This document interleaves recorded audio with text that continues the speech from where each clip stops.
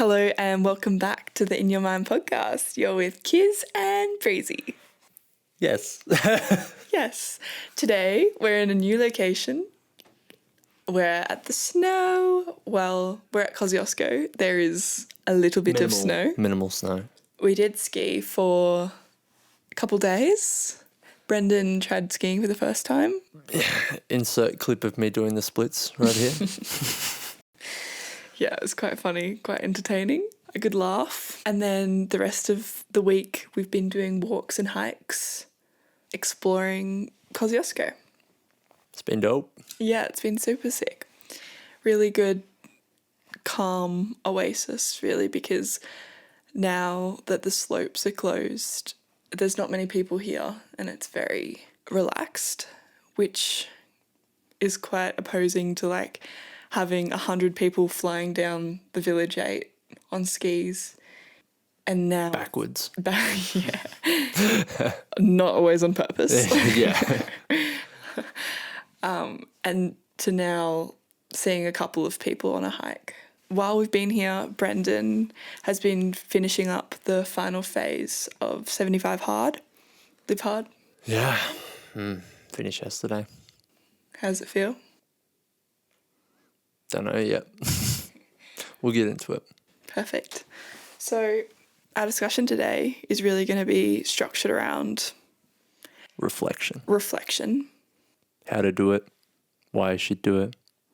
We're kind of just going to do it ourselves and Reflect. hopefully it helps you reflect and inspires you to maybe answer the same questions or come up with your own to reflect on your own life. Yeah. And the goal for this reflection is really to ensure that we're on the path of fulfilling our destiny. I wonder who said that. I wonder who said that. I have that written down in my notes just to like frame the conversation.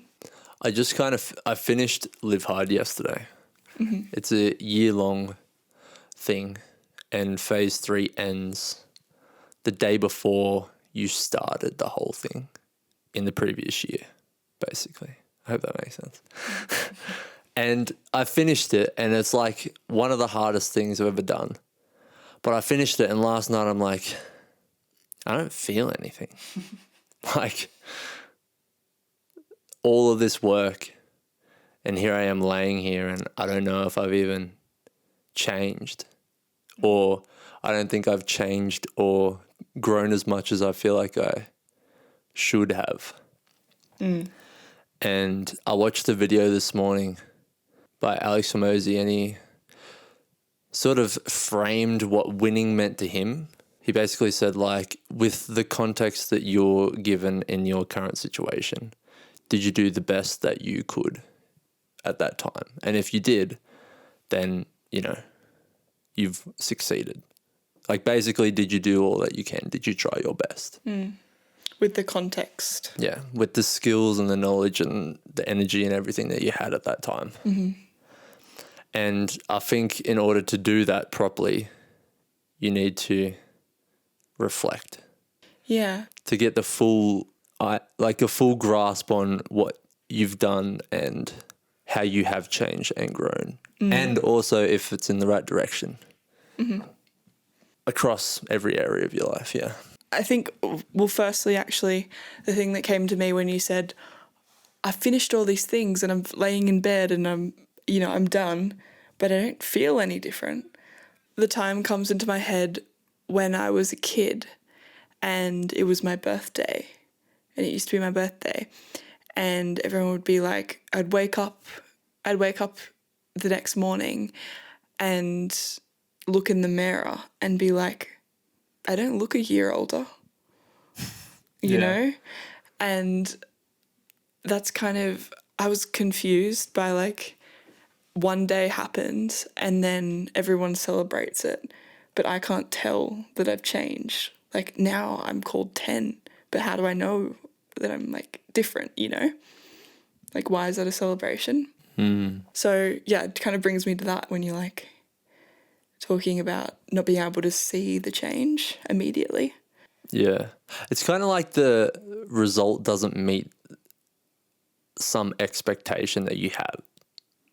like on your birthday, there's a certain level of expectation that it's going to be a great day for whatever reason. Or like this whole year, I've been looking forward to the day that I'd finished and the accomplishment that I would feel and the confidence that I would have in myself.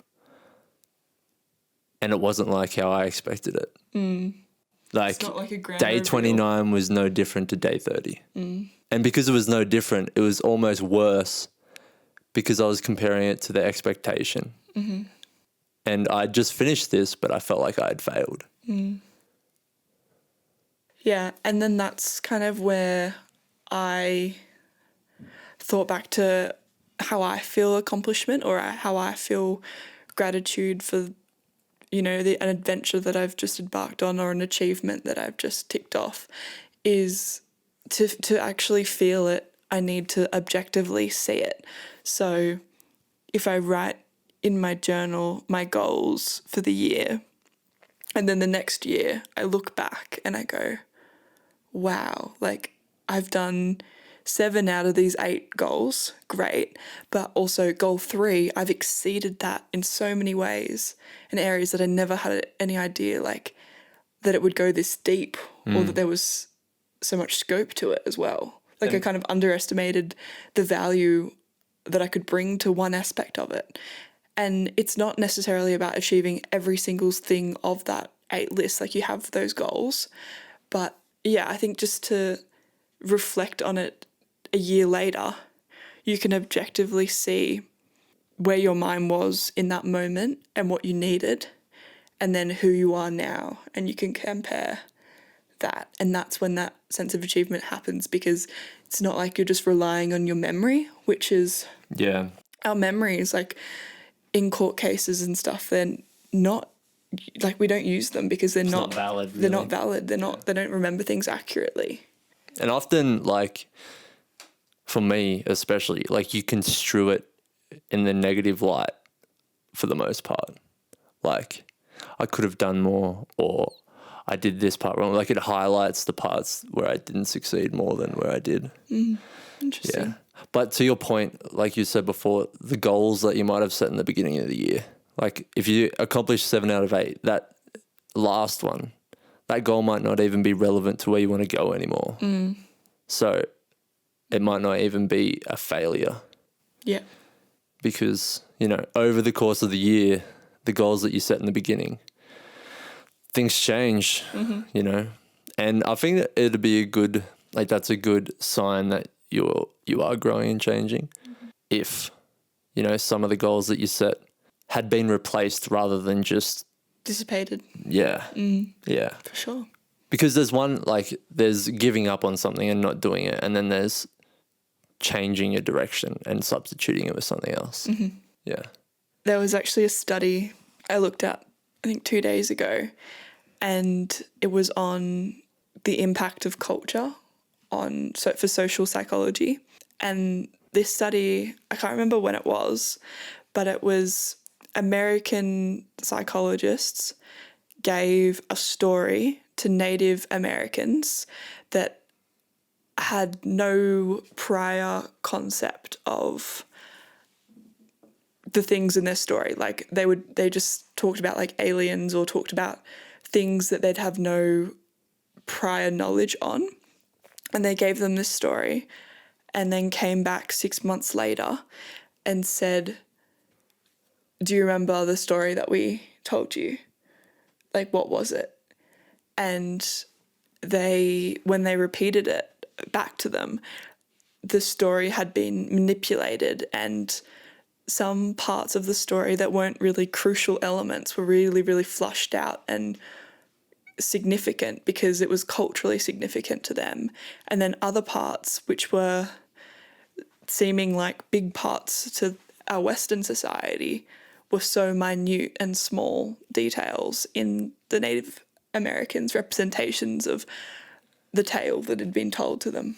And it's just a way that in which not only our memory is just so malleable, and so many things feed into it, like culture and language and society.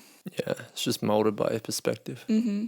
And I think it's important. I mean, we go back to it over and over and over again, but being aware of your perspective and biases and, conscious of the lens that you're seeing things through. But also knowing that you're not going to pick up on everything because of the very nature of it.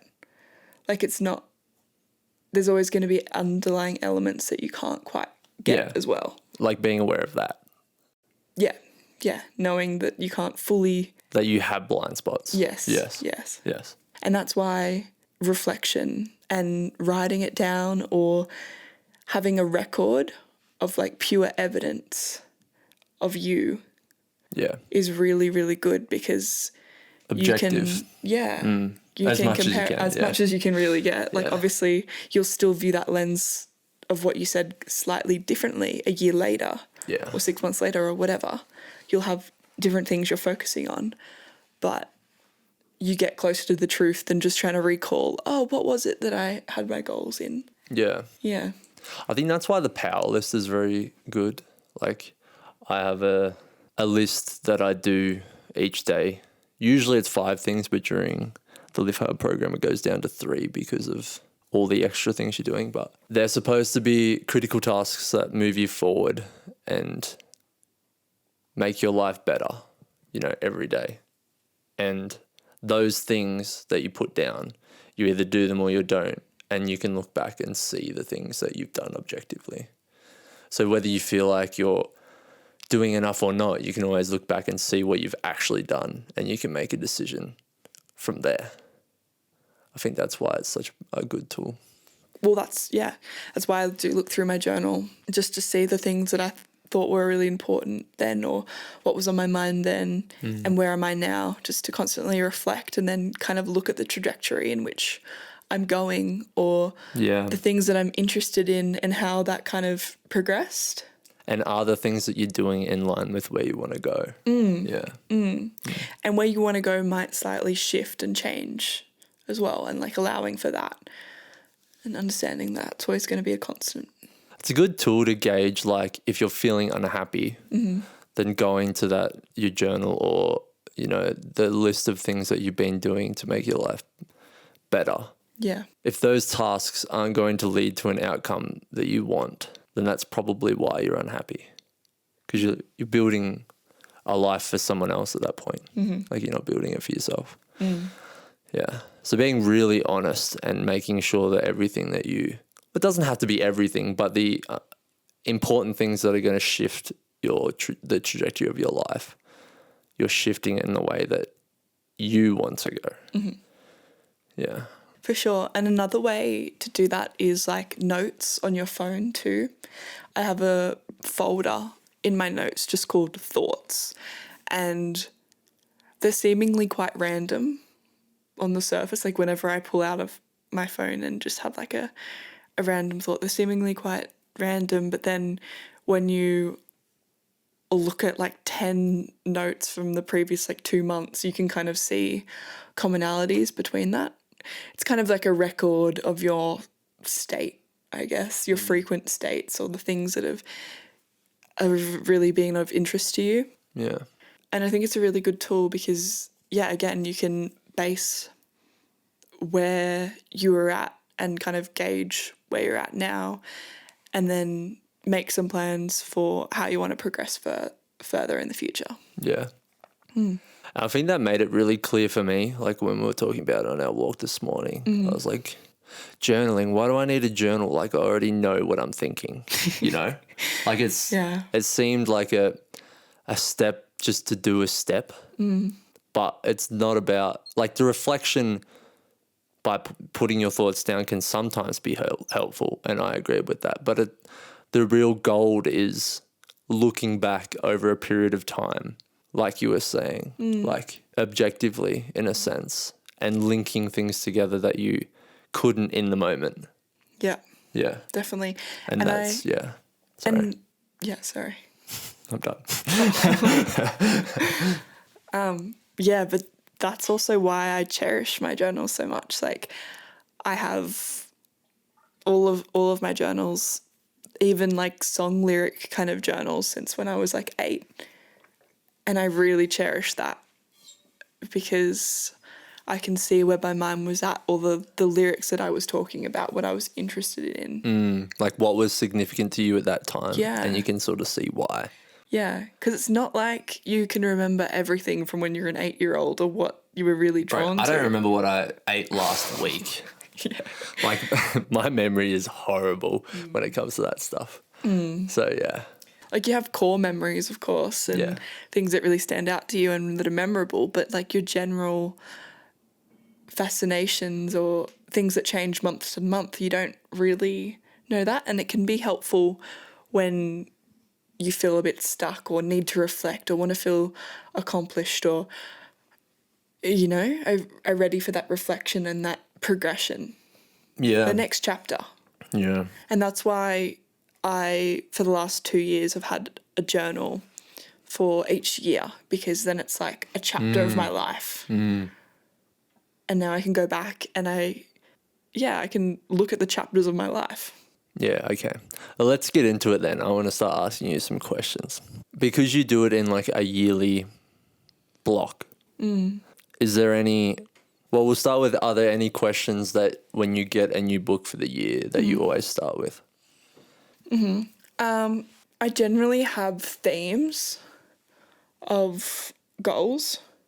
So I'll have like a relationships one, a career, family, spirituality, All those slash aspects. education. Yeah. So Yeah. everything will touch on those things. And then I always reflect on the prior year before I create my new goals Yeah. for the next year. Yeah. So that was like my next question. Yeah. Like, what are the questions that you ask at the end of the year to recap? Because we're coming towards the end of the year, and that's kind of what we're doing now. Yeah. I think I just look for my strengths and my weaknesses and try and be objective in that sense and be like, wow, I really focused on my education here. Like, I can see a huge difference between this year and the last year with my education focus. Yeah.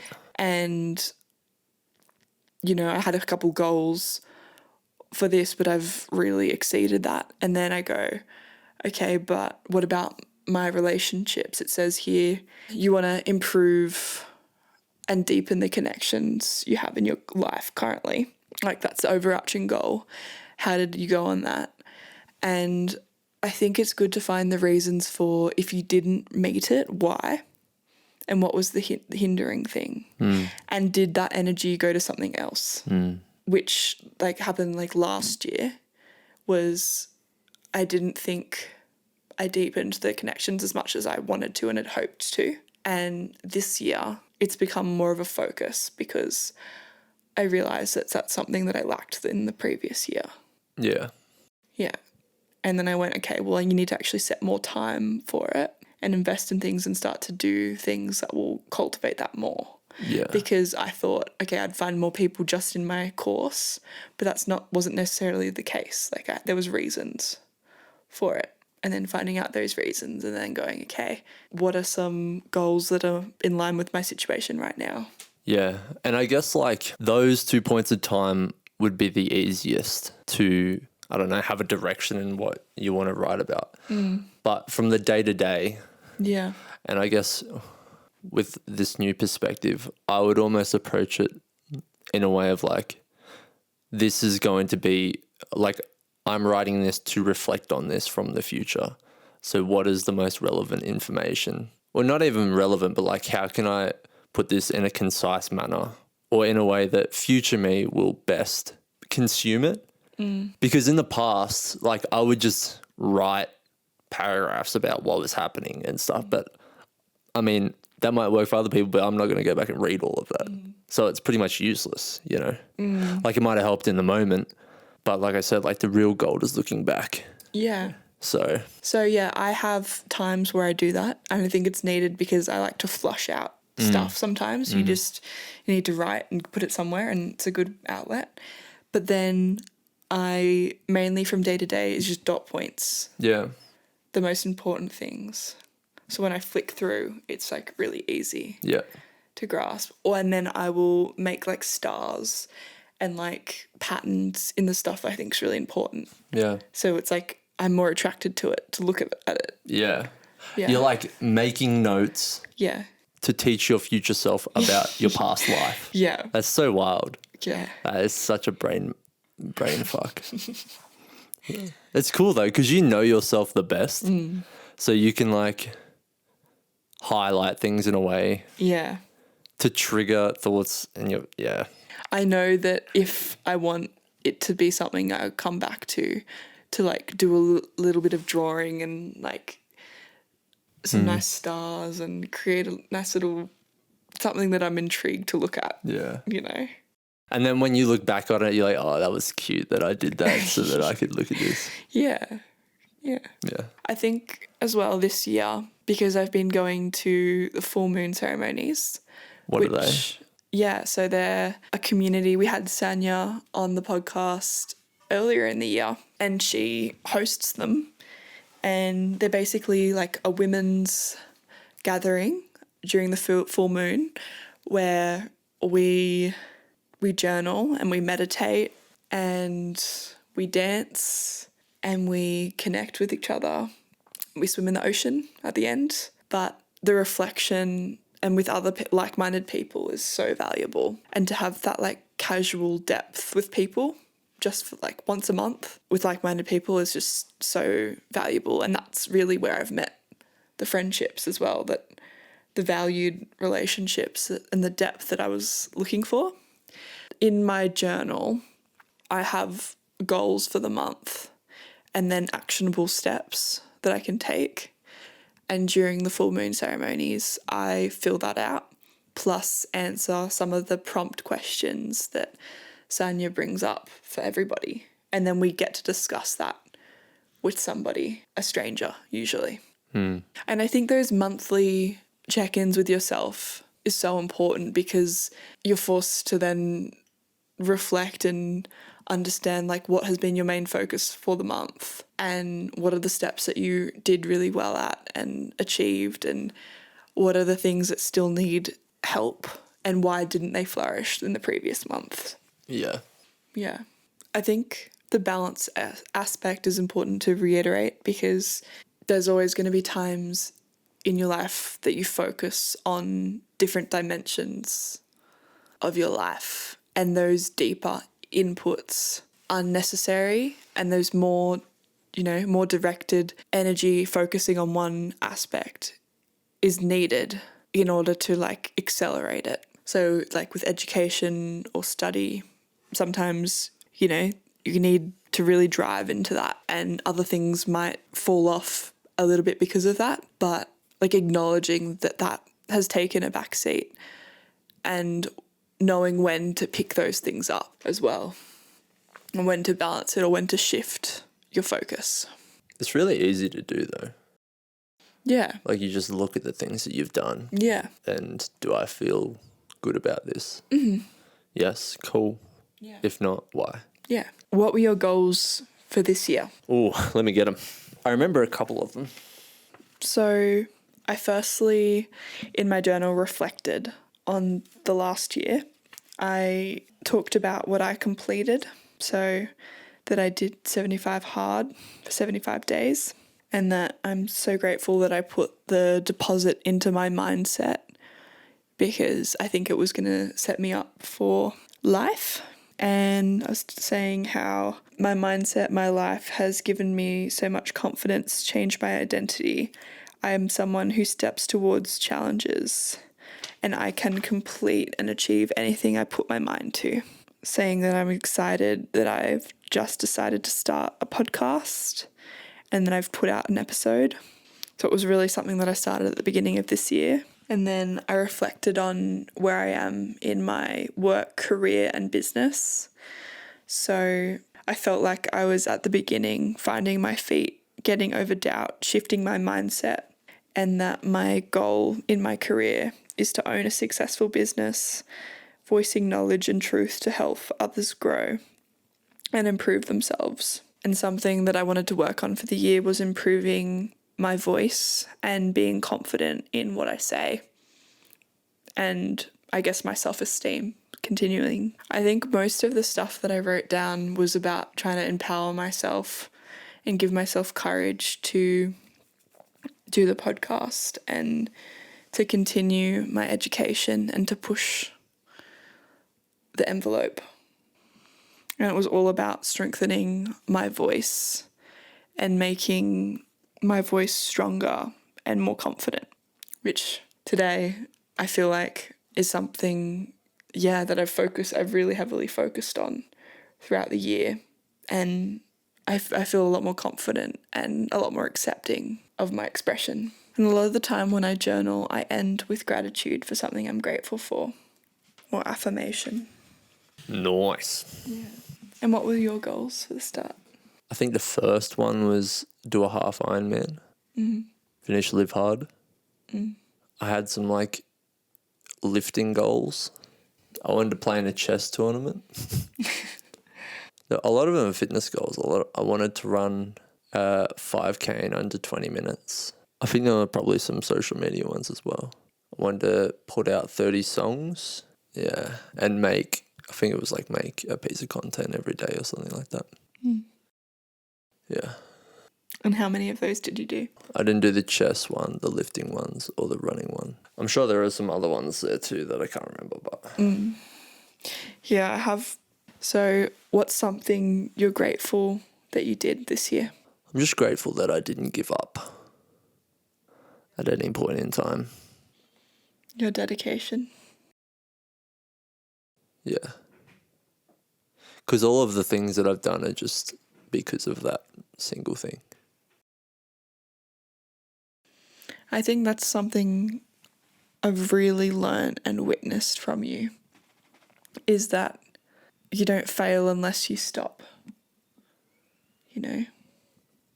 And you might not get something perfect the first time you do it, but that's a part of the process and something to be proud of as well, and something to be celebrated. Yeah, it's not about getting it perfectly, it's about getting it done. And I think this year something I'm grateful for is that mindset shift of I'm going to do it even if it's not perfect the first time, and the fear of failure used to be so paralyzing for me and stop me from doing anything that I wanted to. And now when I want to do something, I go, what would be the first step? Not thinking about everything I want to do and then going, way too much. I can't do all of that. So no, I'm not going to do it. Yeah, instead of looking up the mountain to the top, you just look at the first step in front of you. And it's so helpful. Helps you achieve way more that way. Otherwise, It's the only way. Yeah. It's the only way. Yeah. And the stuff that you learn from taking a step as well, not just being like picked up and placed there, but the lessons when I'm looking at a hill with snow on it, but like when you're trying to walk up the hill with snow, you're going to slip down a couple times and you're going to learn how to best get up the slippery hill, You don't get to learn that if you're just taken there and dropped on top of it. Like, you don't know those mechanisms. Yeah. So I'm really grateful for learning that and for the putting failures. it into practice. Yeah. Yeah. I'm grateful for the failures. And I'm grateful for not giving up as well. And I think that's a large part of like why I don't feel like extremely proud of finishing Live Hard or the half Ironman or something. Because like it's going to happen eventually if I didn't stop, Like I either do it or I die. You knew it was going to happen. Well, it's just like inevitable. Do you know what I mean? Like it's that's your mindset. Almost now. an expectation. And so when it happens, you're like, okay, I expected that. Yeah. Yeah. Sometimes, then the levels start to increase and it's about getting yourself to commit in the first place. Like it's always about the first step, no matter where you are. The mountains just get bigger and bigger and more intimidating. But that's when perspective comes in. If you want to feel a sense of gratitude and accomplishment, you can go, okay, 5 years ago, I wouldn't have said yes to this, let alone try and do it in a set time, Yeah. you know?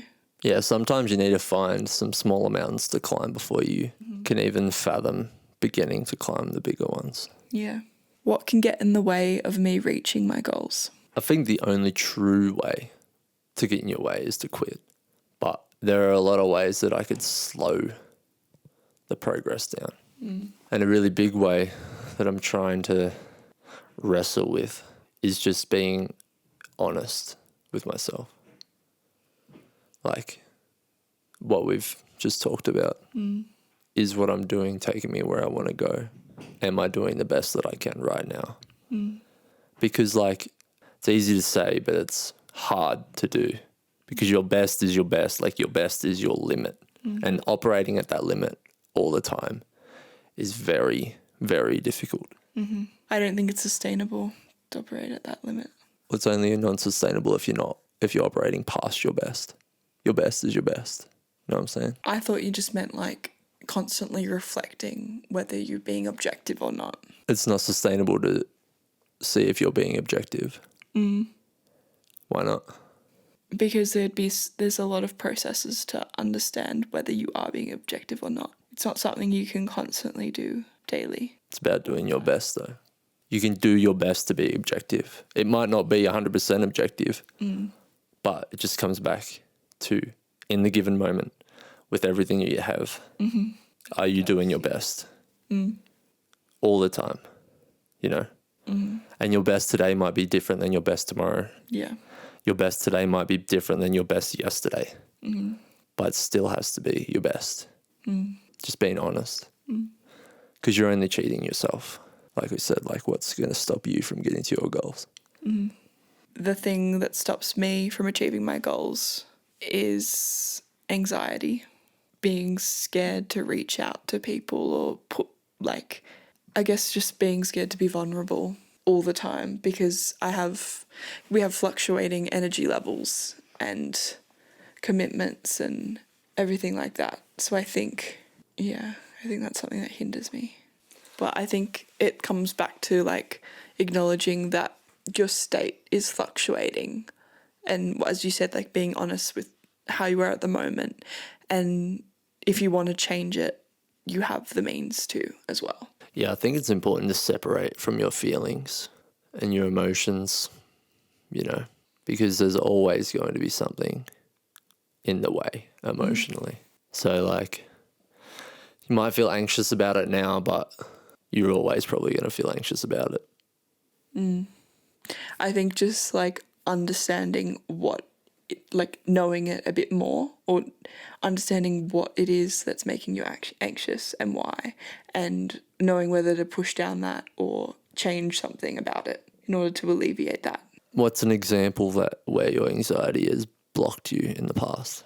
At uni, having to do like a 2-minute speed dating task with people that you've not spoken to before. And I honestly really now when I think about it, it didn't hinder me to the degree that I thought it did, because I did it and it only was a factor because I was having a good conversation with somebody, yet I felt I was still feeling uncomfortable, and I thought that it was hindering my openness or like my way, how I communicate to them. But when I think about it now, I still think it was a great conversation, and I still think we got to know each other well and got to connect. Like it didn't hinder that much because I still feel like I made a friend. So you're worried that the anxiety is going to block you from being able to achieve what you want? Yes. Yeah. Well, I think, that's a fallacy that a lot of people fall into. But, you are not your emotions. But it can in extreme cases, because it can shut down, like your amygdala can become hyperactive. But in how many cases is that actually the case? A lot. Like where you cease to function and achieving the your extent goals of it. is impossible. Yeah. So it might affect a little bit, but it's probably not going to ruin the whole situation. It's just going to make it a little bit uncomfortable until you realize that it is possible. And it's safe. Yeah. Yeah. Like being nervous or having anxiety doesn't make shooting a 3-pointer to win a basketball game any harder than you let it to be. I disagree. Like, as long as you let your mind have power and control over you. But it's something you need practice at, calming yourself and pushing through it. It's not something that immediately you know what to do or how to handle it. It's a practice. Well, for me, it's been a practice. And it's been about putting myself in the scenario that still creates that response, but calming my body and knowing that it's okay and knowing that I'm still safe afterwards. It might impair my function a little bit, but it less and less and less each time I do it because I know I'm safe and I'm... Yeah, but even that, not like everyone's done it before, right? Everyone's overcome a little bit of anxiety to achieve something. Mm-hmm. And having that knowledge is enough to know that, it's not going to stop me. Mm. And it will only have an impact on me for as long as I choose to let it. And by choose to let it, you mean avoid it. Exactly. So you don't get to experience it. Yeah. And overcome it. The only time you ever lose is if you quit. Comes back to that. Yeah. Mm. How can I stay motivated and committed to working towards my goals? Having a firm belief in why you're doing the things that you're doing, or having a firm intention or mission for why it is that these are the things that you need to do, and reassessing that constantly. Not constantly, but frequently. For me, that's the case. Always if I don't want to do something, or if I'm finding something difficult, or if I'm like, why am I doing this? Then I go, okay, well, what do I want to achieve from it? Like, what if I don't do it, what does that look like? Where does that get me? If I do that, where does it get me? Like assessing what your decisions or where your decisions are going to lead you. Yeah. What about you? Well, I think the reason I chose that question specifically is how can I stay motivated? Mm-hmm. I don't think you can, but I think you need to understand that you're not always going to feel motivated, and that's okay. Mm. Like, it's like the anxiety thing. You don't need to be motivated to do things. Yeah. And often you can still do things even if you're the opposite of motivated, you know. Like, the last thing you want to do is go out in the freezing cold and run. Mm. Or the last thing you want to do is come inside and shower for 5 minutes in the freezing cold. Mm. But are you then looking to the larger goal and that pushes you to do it? No. It's very difficult in those periods of time to zoom out. Some people can probably do it, but for me, my brain doesn't really work that way. Mm. Like, I need to break it down to make it manageable, because when something is very difficult and it is out of my perceived energy capacity or whatever, then I need to make it smaller, not make it bigger. Mm. Or like, it's just easier for me to break it down in my head than it is to zoom out and see the bigger picture. Yeah. So what do you do then if you don't want to do a cold shower and you're not motivated to do it? Well, I don't think about it. I just get in, I turn the tap on. Mm-hmm. Yeah. See, for me, it was, do you want to complete this task? Like, do you want to finish this? Like, is this something you want to achieve? Yes. Okay, well, this is a must then. And then it goes, okay, 3, 2, 1, go. Like, no thinking. Then you turn off the thinking. I think it's very difficult for people in the beginning to do that, because often doing things can be so extremely uncomfortable that you might genuinely not want to do it. Like, you might talk yourself out of it. Mm. And I think just, understanding that you might not want to, but that's not why you're doing it. It's not about whether you want to or not, But you still have a greater desire of, I'm doing this because I am getting past doing uncomfortable things, I'm enabling myself to do these hard things, and that's why I'm doing it. Yeah. But that's not what I'm thinking about. Right. Yeah. See, I need that, like, I need that overarching thing to push me. I think a lot of people do feel like that though. Yeah. That's something I sort of reward myself with afterwards. Like A little you treat. did, like this was the worst thing for you to like put yourself through in this moment, Yeah. and you did it. Yeah. Good job. You're hard as fuck. Yeah. You know? Yeah. Yeah. I think sometimes, like, if you can do both, that's good. Because there are instances where either is going to work. Like, Yeah. one is going to work when the other won't. But it just depends on what you struggle with personally. Yeah. Like, whether you struggle with starting the thing or you struggle with finishing the thing. Yeah. I think I do both. I think Yeah. like I will try and set myself up as best as possible. And I like having like a clear desk, having water, having a coffee. And then I usually reward myself with like going for a surf or going bouldering Yeah. or doing something like that after. Yeah. But I don't allow myself to do that unless I've done the thing. Yeah. Yeah. Yeah. It's good to do both, for sure. Well, that was a nice little reflection. I think it's helpful to do, especially nearing the end of the year. And it'll be good to maybe do another episode about, at the start of the year, declaring our goals and the direction that we wish to go in. Yeah. So everyone can also come along with that too. Yeah. Get some ideas. Dope. Awesome. Thanks for listening. Hope you enjoyed this episode. Hope you also can have some reflection or have some ideas on things to help you reflect as well. Thanks for listening. Thanks for listening. Bye. 5-star review. Five Thanks, star. bro. 5-star review. Share it to a friend. That should be on your goals list for the end of the year, by the way. 5-star review for this podcast. And we Critical will task. reward you afterwards with a thank you. Send us a proof of screenshot in Instagram DMs and we'll give you a thank you. There you go. A thank you. Lovely message. Yes. Yes. All right. See you. Bye. Peace.